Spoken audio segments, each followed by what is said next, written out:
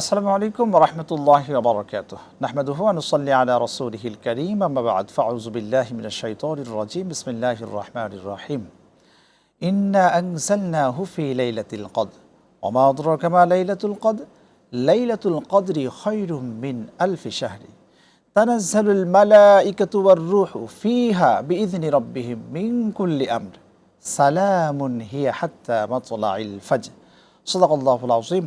দূরের কাছের দেশের ও প্রবাসের যারা যেখান থেকে যুক্ত হয়েছেন RTVর নিয়মিত আয়োজন প্রাণ নিবেদিত প্রশ্ন করুন অনুষ্ঠানে আপনাদের মাহে রমাদানের শুভেচ্ছা জানাচ্ছি। আমি আব্দুল লতিফ সোহাগ গাজী।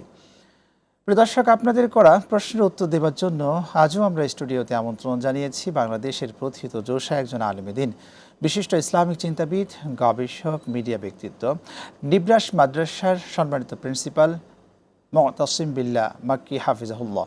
আসসালামু আলাইকুম ওয়া রাহমাতুল্লাহ। ওয়ালাইকুম আসসালাম ওয়া রাহমাতুল্লাহি ওয়া বারাকাতুহু। কেমন আছেন? ওয়ালিল্লাহিল হামদু ওয়াল মিন্নাহ। আপনি কেমন আছেন? আলহামদুলিল্লাহ, রব্বে কারিম আমাদেরকে ভালো রেখেছেন। আলহামদুলিল্লাহ। প্রিয় দর্শক, আজকের আলোচ্য বিষয় আমরা রেখেছি লাইলাতুল কদর। এই কদরের রজনীর গুরুত্ব কতটুকু, কিভাবে এটাকে আমরা পার করতে পারি, অতিবাহিত করতে পারি, এই রাতের ইবাদতগুলো কিভাবে করতে হবে এবং রব্বে কারিম আমাদের জন্য কী ধরনের পুরস্কার রেখেছেন, এই জাতীয় প্রশ্নগুলো করতে পারেন এবং একই সাথে জীবন ঘনিষ্ঠ প্রশ্নগুলো করুন টিভি স্ক্রিনে দেখানো নম্বরে।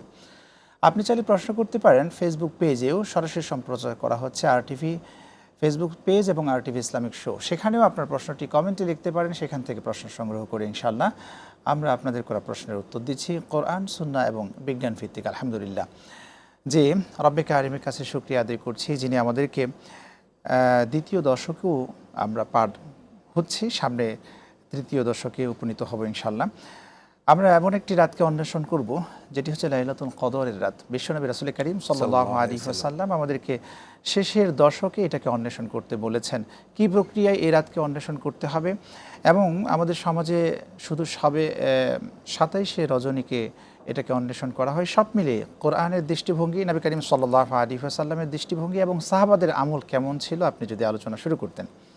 আহমাদুল্লাহ হামদাশ শাকিরিন ওয়া উসাল্লি ওয়া উসাল্লিমু আলা নবিয়িল আমিন ওয়া আলা আলিহি আত-তাইয়িবিন আত-তাহিরিন ওয়া সাহবিহি আজমাইন ওয়া বা'দ। আল্লাহ রাব্বুল আলামিনের শুকরিয়া জ্ঞাপনের পাশাপাশি আপনাকে আন্তরিক কৃতজ্ঞতা জানাচ্ছি। একেবারে আমাদের ইবাদতের একটি মুখ্য মৌসুমের পূর্ব মুহূর্তে আপনি একেবারে আমাদের জন্য অত্যন্ত সময় উপযোগী, আমাদের জীবন ঘনিষ্ঠ, আমাদের জন্য অত্যন্ত বেশি প্রয়োজনীয় একটি বিষয়কে উপস্থাপন করবার জন্যে আজ দ্বিতীয় দশকটি আমাদের দেশে পবিত্র রমাদানের শেষ হতে যাচ্ছে এবং আমরা তৃতীয় দশক মানে শেষ দশকে পদার্পণ করতে যাচ্ছি। এইভাবে ভরপুর বেঁচে থাকাটাই জীবন, আর জীবনের স্বাদের অনিবার্য সঙ্গী প্রাণ। দেখুন, অজস্র মহিমায় উদ্ভাসিত, অগণিত গুণে গুণান্বিত এবং অসংখ্য রহমতে পরিপূর্ণ একটি মাসের নাম হচ্ছে রমাদান, যেটা আল্লাহ রাব্বুল আলামিনের কাছে 12টি মাসের মধ্যে সর্বশ্রেষ্ঠ মাস হচ্ছে রমাদান মাস। রমাদান মাসের মধ্যে 3টি দশক রয়েছে বা 30 দিনের যে দশকটি বা 30 দিনের যে মাসটি রয়েছে, এই 3টা ভাগে যদি বিভাজন করি তাহলে সবচেয়ে শ্রেষ্ঠতম দশক হচ্ছে শেষের যে দশকটুকু রয়েছে, শেষ দশকটা আল্লাহ রাব্বুল আলামিনের কাছে প্রিয়। আবার যদি শেষের দশকের মধ্যে সর্বশ্রেষ্ঠ রজনী যদি বলে থাকি, সেই রজনীটি হচ্ছে লাইলাতুল কদর বা কদরের রাত্রি হিসেবে আমাদের কাছে যেটা পরিচিত। আপনার প্রশ্নটা যথার্থই, বা যে কোন রাত্রিটাকে আমরা লাইলাতুল কদর হিসেবে গণ্য করব বা এটা কিভাবে আমরা আমল করতে পারি, আল্লাহ রাসূল সাল্লাল্লাহু আলাইহি সাল্লাম কিভাবে আমল করেছিলেন। দেখুন, কোরআনুল কারীমের নির্দেশনা মোতাবেক পবিত্র কালামে হাকিম অবতীর্ণ হয়েছে রমাদান মাসে, এবং রমাদান মাসের মধ্যেই কোরআনটা নাজিল হয়েছে, যেটা শাহরু রমাদান আল্লাযী উনজিলা ফীহিল কুরআন। আবার এই রমাদান মাসের নির্ধারিত কোন রজনীতে নাজিল হয়েছে সেটাও কিন্তু আরেকটি কোরআনের আয়াত দিয়ে আমাদের কাছে স্পষ্ট, যেটা আপনি শুরুতে তেলাওয়াত করেছিলেন, ইন্না আনজালনাহু ফী লাইলাতিল কদর। যে আমি এই কোরআনকে নাজিল করেছি, অবতীর্ণ করেছি, এই কোরআনকে নাজিল করেছি এই রজনীতে, লাইলাতুল কদরের রজনীতে। তাহলে কোরআনটা নাজিল হয়েছে রমজান মাসে, এটা আমরা কোরআন থেকে পেলাম। আবার লাইলাতুল কদরের এই রজনীতে নাজিল হয়েছে, সেটাও কিন্তু আমরা কোরআন থেকে পেলাম। এখন থেকে যাচ্ছে শেষ লাইলাতুল কদরটা কখন, সেটা কি পুরো রমজান মাসের মধ্যেই নাকি শেষ দশকের মধ্যে? আমরা যদি আল্লাহ রাসূল সাল্লাল্লাহু আলাইহি ওয়াসাল্লামের হাদিস থেকে দেখি তাহলে দেখতে পাবো আল্লাহ রাসূল সাল্লাল্লাহু আলাইহি ওয়াসাল্লাম হাদিসে ইরশাদ করেছেন, তাহাররাউ লাইলাতাল কদরি ফিল ভিতরি মিনাল আশরিল আওয়াখির মিন রমাদান। তোমরা লাইলাতুল কদরকে অন্বেষণ করবে শেষ দশকে। রমাদানের শেষ দশকের যে কোনো বেজর রাত্রিতে। জি। তার মানে এই দশকের মধ্যে আরো 5টি রজনীর মধ্যে আমরা সীমাবদ্ধ করে রাখতে পেরেছি। আরেকটি হাদিসে এমন এসেছে, মান কামা লাইলাতুল কদরি ঈমানাও ওয়া ইহতিসাবান গুফিরা লাহু মা তাকাদ্দামা মিন যামবি। যদি তোমরা লাইলাতুল কদরের রাত্রিতে ইবাদত বন্দেগী করতে পারো ইহতিসাবের সওয়াব প্রাপ্তির আশায় আল্লাহ রাব্বুল আলামিনের কাছে সেভাবে যদি ইবাদত বন্দেগী করতে পারো, আল্লাহ রাব্বুল আলামিন তোমাকে যদি ইবাদত বন্দেগীর অর্থে তাহাজ্জুদ করা, কিয়াম করা, সালাতুত তারাবি পড়া, সালাতুত তাহাজ্জুদ পড়া, ইবাদত বন্দেগীর মধ্যে কাটাতে পারো, তাহলে আল্লাহ রাব্বুল আলামিন অতীতের গুনাহ খাতাকে মাফ করে দিবেন। এখানে একটি প্রশ্ন করে রাখতে চাই, রব্বে কারিম আমাদেরকে ক্ষমার যে সুসংবাদ দিয়েছেন এই রাতের বিষয়ে, এই রাতেও এমন মানুষ রয়েছে যাদেরকে ক্ষমা করবেন না। এই প্রশ্নের উত্তরই রাখলাম, আপনার থেকে এই প্রশ্নের উত্তর জানবো। একজন দর্শক যুক্ত হয়েছেন। আসসালামু আলাইকুম, প্রিয় দর্শক, কে কোত্থেকে যুক্ত হয়েছেন নাম বলে প্রশ্ন করুন। আসসালামু আলাইকুম। ওয়ালাইকুম আসসালাম, আমি সুরভি থেকে বলছিলাম। জি, ওয়ালাইকুম। শুনছি আপনাকে। টেলিভিশনের ভলিউম কমিয়ে প্রশ্ন করুন।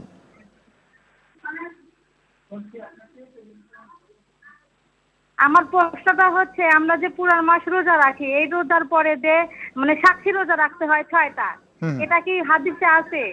ওকে, খুবই চমৎকার একটি প্রশ্ন করেছেন, অসংখ্য ধন্যবাদ এই প্রশ্নটি করার জন্য। আপনার প্রশ্নের উত্তরেই যাচ্ছি, আমরা আলোচনায় ফিরব, তবে প্রশ্নটির উত্তরটা দিয়ে। রমাদানের পূর্বে যে সাক্ষী রোজাগুলো আমরা দিয়ে থাকি বলে সমাজে, রমাদানের পরে অর্থাৎ পরে 6টি রোজা, যে 6টি রোজা, হ্যাঁ, সিত্তাম মিন শাওয়াল, জি। হ্যাঁ, বোন চমৎকারই বলেছেন। আপনি যে এই 6টি রোজার কথা বলেছেন, এই 6টি রোজা রাসূল সাল্লাল্লাহু আলাইহি সাল্লাম তার জীবনে ছেড়ে দেননি, এটা রেখেছেন। এবং বলা হয়েছে, মান সামা রমাদানা সুম্মা আতবাআহু সিত্তাম মিন শাওয়াল। যে ব্যক্তি রমাদানের রোজাগুলোকে পরিপূর্ণভাবে আদায় করলো, রাখলো, এবং এর পরবর্তী যেটা মাস শাওয়াল মাসের 6টি রোজা যদি পরিপালন করো, কানা কাসিয়ামুদ দাহর, সে যেত পুরো বছরই রোজা রাখলো। সুবহানাল্লাহ। এই হাদিসটি কি সহিহ? অবশ্যই, সেটি জানতে চেয়েছি। এটা অবশ্যই হাদিস দ্বারা আমাদের কাছে এসেছে, এবং এই হাদিস নিয়ে কারো কোনো বক্তব্য নেই যে এটা হাদিস দায়ীফ। আমরা এই উত্তর পেয়েছি, আপনার কাছে ফিরে আসবো ইনশাআল্লাহ। প্রিয় দর্শক, আপনারা দেখছেন আরটিভির নিয়মিত আয়োজন প্রাণ নিবেদিত প্রশ্ন করুন অনুষ্ঠান। এ পর্যায়ে একটি বিরতি নিচ্ছি, ফিরছি একটু পরে ইনশাআল্লাহ।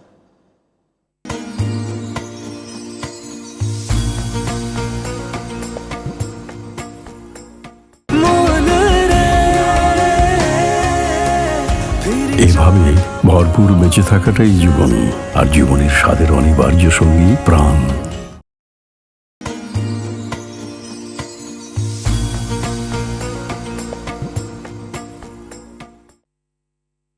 প্রিয় দর্শক, বিরতির পর ফিরে এলাম আপনাদের প্রিয় অনুষ্ঠান আরটিভির নিয়মিত আয়োজন প্রাণ নিবেদিত প্রিয় অনুষ্ঠানে। আমরা আলোচনায় আছি আজকে লাইলাতুল কদর নিয়ে, এবং একই সাথে আমরা আপনাদের করা প্রশ্নের উত্তর দিতে চাই ইতিকাফ নিয়ে। ইতিকাফ কখন, কিভাবে বসতে হয়, কোন সময়টাতে বসতে হয়, এবং নবী করিম সাল্লাল্লাহু আলাইহি ওয়াসাল্লাম কী প্রক্রিয়ায় ইতিকাফ করেছেন, এই বিষয়ের উপরে কিন্তু প্রশ্ন রাখতে পারেন। জি, আপনার কাছে দুটি প্রশ্ন রাখতে চাই। এক হলো যে এই শেষ দশকে নবী করিম সাল্লাল্লাহু আলাইহি ওয়াসাল্লাম নিজে ইতিকাফ করেছেন এবং সাহাবারা ইতিকাফ করেছেন, আমরাও ইতিকাফ অনেক সময় করে থাকি। কী প্রক্রিয়ায় ইতিকাফে বসতে হয় এই বিষয়টি আপনি নিয়ে কথা বলুন, এবং একই সাথে এই রাতগুলোতে, এই যে কদরের রাতগুলোতে কাদের দোয়া কবুল হবে না সেই বিষয়টিও বলবেন ইনশাআল্লাহ। জি, জাযাকুমুল্লাহ খায়র, বারাকাল্লাহু ফীকুম। চমৎকার ভাষায় আপনি বলছিলেন। সেটা হলো, আমি একটু সূরা কদর, আপনি যেটা প্রথমেই তেলাওয়াত করেছিলেন শুরু লগ্নে, এই রাতের 4টি বিষয় এখানে বলা হয়েছে সূরা কদরের মধ্যে। ইন্না আনজালনাহু ফি লাইলাতুল কদর, এত মর্যাদাপূর্ণ একটি রজনী। কারণটা হচ্ছে এই রাতে আল্লাহ রাব্বুল আলামিন কোরআনকে নাজিল করেছেন। দ্বিতীয়ত যদি বলে থাকি, এই রাত্রিটি 1000 মাস থেকে উত্তম একটি রজনী। তৃতীয় গুরুত্বপূর্ণ একটি বিষয় হচ্ছে, এই রাতে তানাজ্জালুল মালাইকাতু ওয়ার রূহ, ফেরেশতাগণ অবতীর্ণ হয় মানুষকে আল্লাহর পক্ষ থেকে সুসংবাদগুলো দেওয়ার জন্য, সওয়াব দেওয়ার জন্য। আর শেষ একেবারে সালামুন। হাত্তা মাতলাইল ফাজর, সালামুন হি হাত্তা, এবং শান্তি বর্ষিত হতে থাকে। 4টি বিষয় কিন্তু এই সূরা থেকে এখান থেকে আমরা পেতে পারি। অত্যন্ত গুরুত্বপূর্ণ একটি রজনী, আমরা হেলায় খেলায় এটাকে ছাড়বার কোনো সুযোগ আমাদের সামনে নেই। আপনি যেটা বলছিলেন যে রাসূল সাল্লাল্লাহু আলাইহি সাল্লাম ইতিকাফ কিভাবে করেছেন, শেষ দশকের মধ্যে যে আমলগুলো আমরা খুব বেশি করতে শুনবো। পারি। একজন দর্শক যুক্ত হয়েছেন। জি, আসসালামু আলাইকুম। প্রিয় দর্শক, কে কোথা থেকে যুক্ত হয়েছেন নাম বলে প্রশ্ন করুন। আসসালামু আলাইকুম, আমি রাজশাহী থেকে মাইনুল ইসলাম বলছি। জি প্রিয় ভাই, তো প্রশ্ন করুন। আমি এই বছর ইনশাল্লাহ এতেকাফে বসবো। তো আমাদের 3য় তলায় একটি লাইব্রেরি আছে যেখানে ইসলামিক বই আছে। আমি কি 3য় তলায় লাইব্রেরিতে যেতে পারবো কিনা? ওকে, খুবই চমৎকার একটি প্রশ্ন করেছেন। জি, আমরা সেই জায়গায় ছিলাম ইতিকাফ নিয়ে প্রশ্নটি যে আসলে। জি, ইতিকাফ নিয়ে আপনি যেভাবে বলছেন আমাদের সম্মানিত দর্শক শ্রোতাও জানতে চাচ্ছিলেন। ইতিকাফটার এমন একটি গুরুত্বপূর্ণ ইবাদত, আল্লাহ রাসূল সাল্লাল্লাহু আলাইহি ওয়াসাল্লাম তার হাদিস থেকে আমরা যেটা পাই, কানা নবী সাল্লাল্লাহু আলাইহি ওয়াসাল্লাম ইয়াতাকিফু ফিল আশরিল আওয়াখির মিন রমাদান। রাসূল সাল্লাল্লাহু আলাইহি ওয়াসাল্লাম শেষ দশকে মৃত্যুর আগ পর্যন্ত কখনোই তিনি ইতিকাফটা ছেড়ে দেন নাই। তার মানে প্রতি বছরই তিনি কন্টিনিউ করেছেন।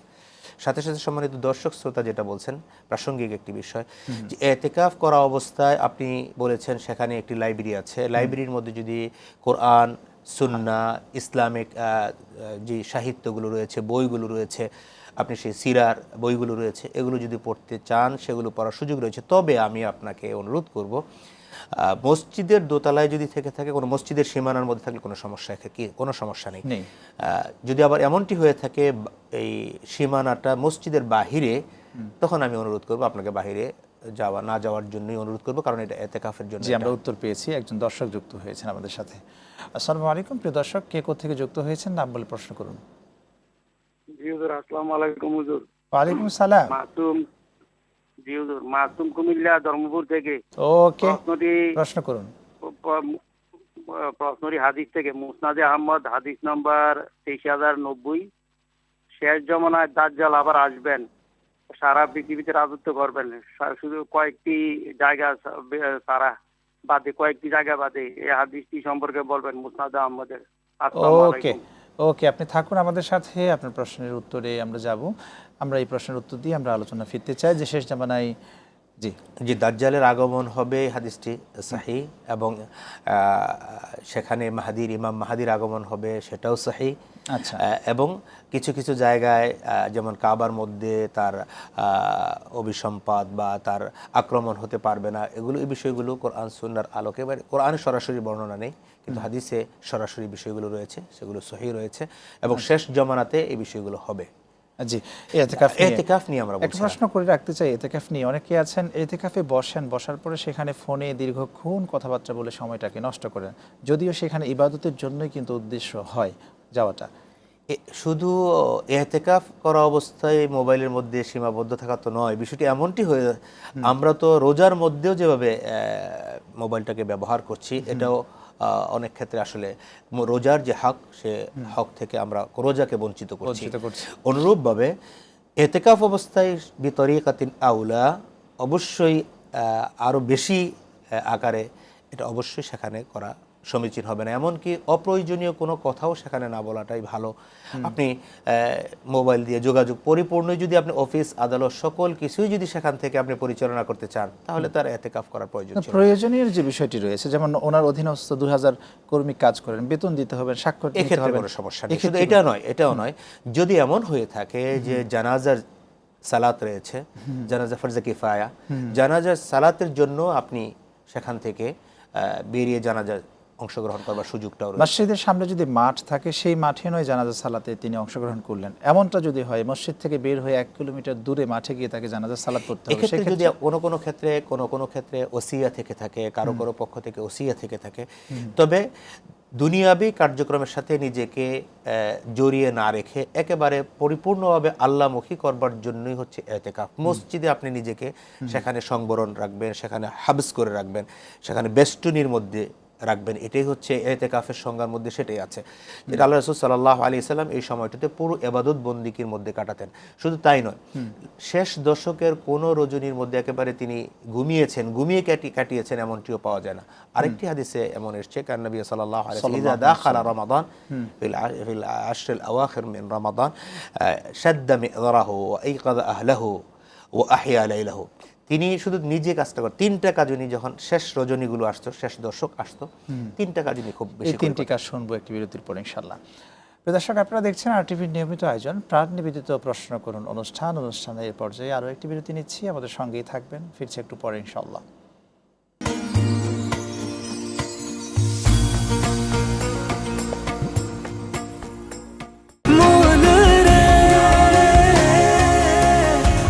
এভাবে ভরপুর বেঁচে থাকাটাই জীবন, আর জীবনের স্বাদের অনিবার্য সঙ্গী প্রাণ।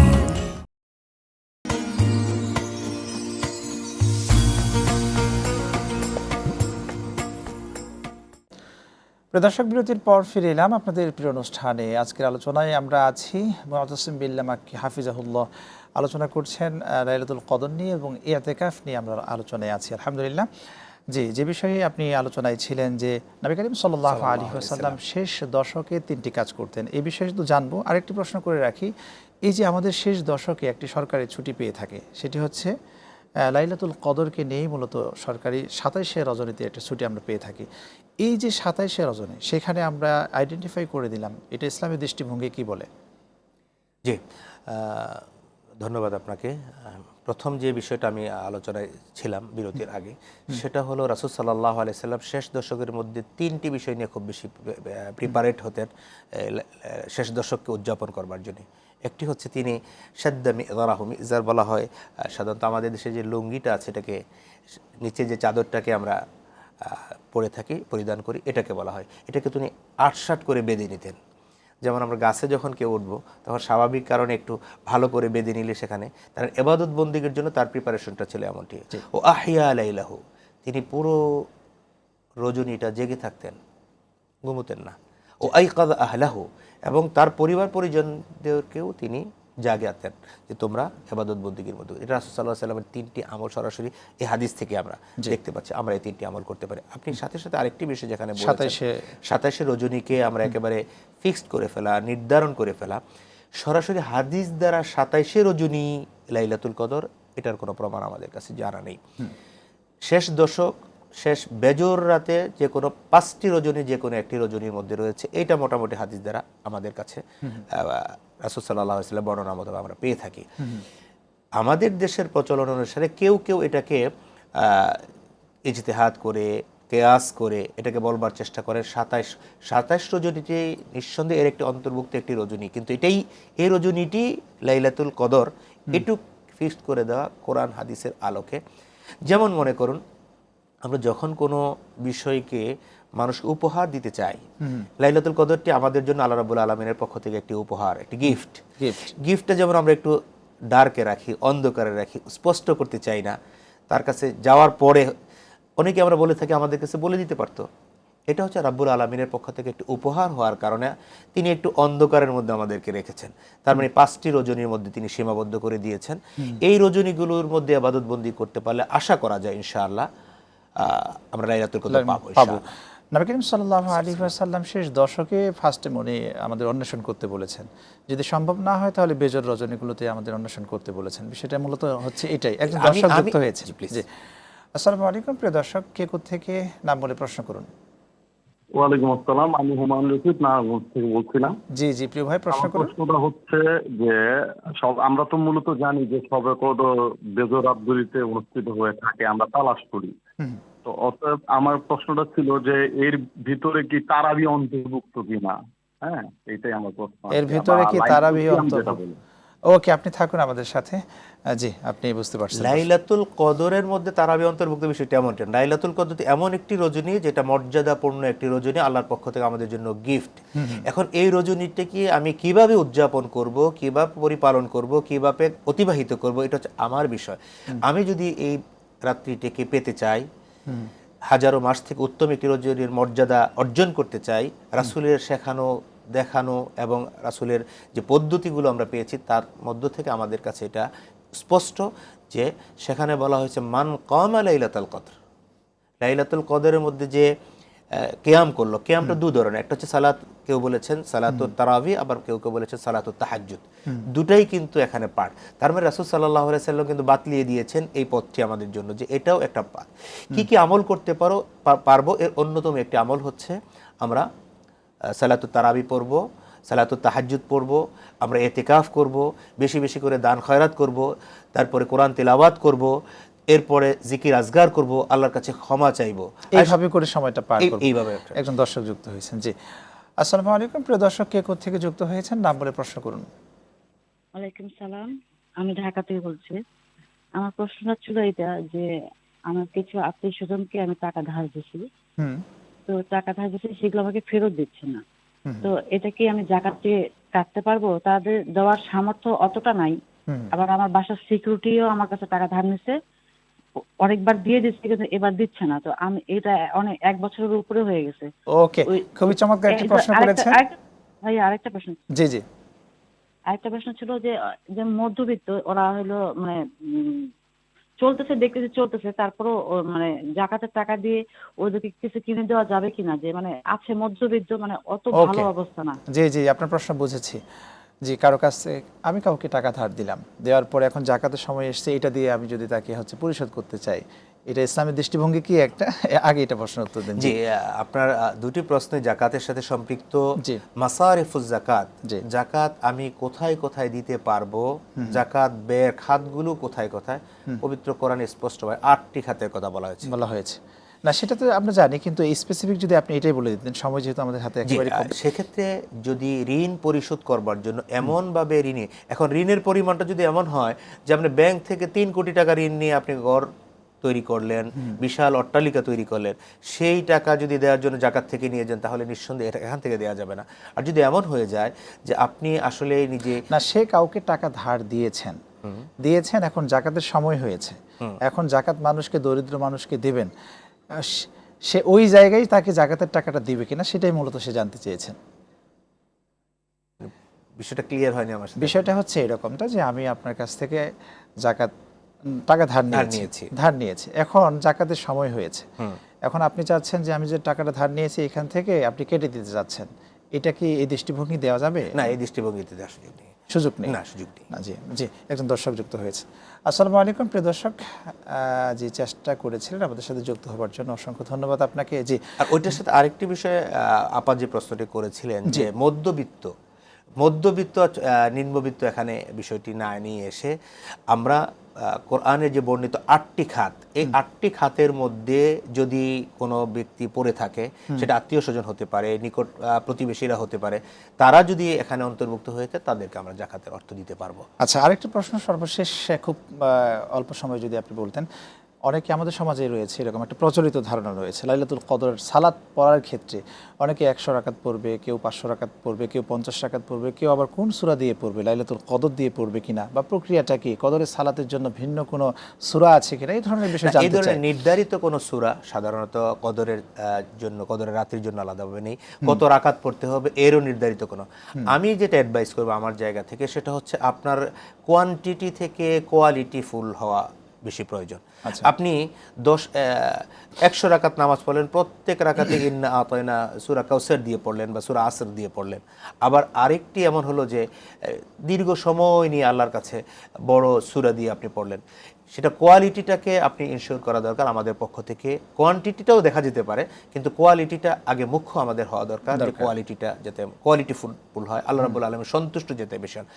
আর একেবারে একটি বিষয় না বলেই পারছেন, লোভ সামলাতে পারছি না। আয়েশা রাদিয়াল্লাহু তাআলা আনহা রাসূল সাল্লাল্লাহু আলাইহি ওয়াসাল্লাম জিজ্ঞেস করেছিলেন যে আমি লাইলাতুল কদর পেলাম, তখন আমি কি দোয়া করব? আল্লাহুম্মা ইন্নাকা আফুউন তুহিব্বুল আফওয়া ফাআফু আননি। অসংখ্য ধন্যবাদ। খুব চমৎকার একটি দোয়ার মাধ্যমে আমরা আজকে শেষ করছি। প্রিয় দর্শক, আমরা আলোচনায় ছিলাম লাইলাতুল কদর নিয়ে। ব্যস্ততায় কিন্তু যাচ্ছে আমাদের সময়টা। অবশ্যই নবী করিম সাল্লাল্লাহু আলাইহি ওয়াসাল্লাম যে অপরচুনিটির কথা আমাদেরকে বলেছেন লাইলাতুল কদর অন্বেষণ করার জন্য, শেষ দশকে আমরা চেষ্টা করব সকলেই রব্বে কারিম যেন সেই লাইলাতুল কদর আমাদের সকলের নাসিবে কবুল করে নেন। আজ এই পর্যন্ত, আগামী পর্ব দেখার আমন্ত্রণ জানিয়ে বিদায় নিচ্ছি। রব্বে কারিম ভালো রাখুন, সুস্থ রাখুন, নিরাপদে। আল্লাহ হাফেজ। আসসালামু আলাইকুম ওয়া রাহমাতুল্লাহ।